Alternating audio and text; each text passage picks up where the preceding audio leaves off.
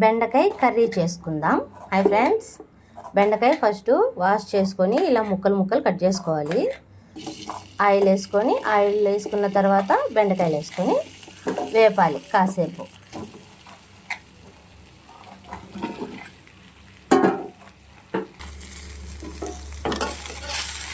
బెండకాయ అన్నీ ఇలా చూసారుగా కొంచెం ఇట్లా కలర్ వచ్చేదాకా వేపాలి. వేగినాయి కదా, ఇప్పుడు దీన్ని పక్కన పెట్టుకున్నాం. ఇప్పుడు ఇంకొక బాండి, దాంట్లో ఆయిల్ వేసి బాండి పెడదాం. ఆయిల్ వేగింది, ఇప్పుడు తిరుమాత గింజలు వేద్దాం.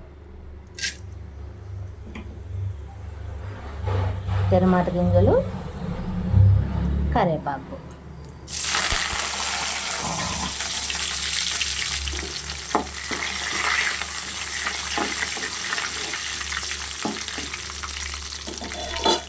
ఇందులో ఆనియన్ వేద్దాం.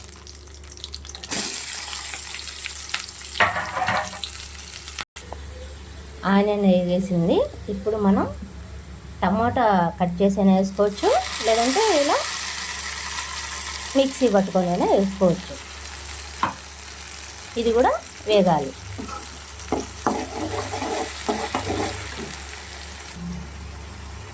టమాటా కూడా వేగేసింది. ఇప్పుడు మనం అల్లం వెల్లుల్లి పేస్ట్ వేద్దాం. అల్లం తెల్లగడ్డ పేస్ట్,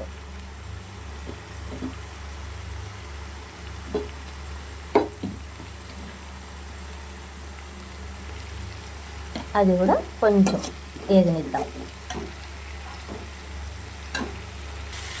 అది కూడా వేగేసింది. ఇప్పుడు మనం కాస్తగా సాల్ట్, కొంచెం పసుపు, గరం మసాలా, కారం, ధనియాల పొడి. ఇప్పుడు ఇవి కూడా కొంచెం వేగాలి. మొత్తం కలిసిపోయి అంతా వేగింది కదండి. ఇప్పుడు మనం ఏం చేయాలంటే బెండకాయ ఇందాక వేయించి పెట్టుకున్నాం కదా, ఆ బెండకాయలు వేసుకోవాలి. ఇవి కూడా కొంచెం సేపు ఇందులో మగ్గనివ్వాలి. ఇలా వచ్చాక ఇప్పుడు వాటర్ పోసుకోవాలి.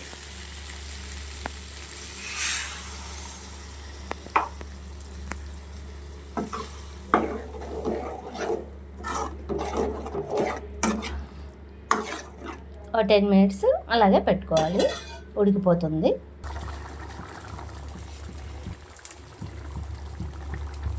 కర్రీ చూసారా అండి, బెండకాయ కర్రీ అయిపోయింది. మనం పైన కొత్తిమీర వేసుకొని స్టవ్ ఆఫ్ చేసుకోవాలి. నా దగ్గర కొత్తిమీర లేదు, సో అందుకని వేయలేదు. మీరు వేసుకోండి. Okay, bye friends.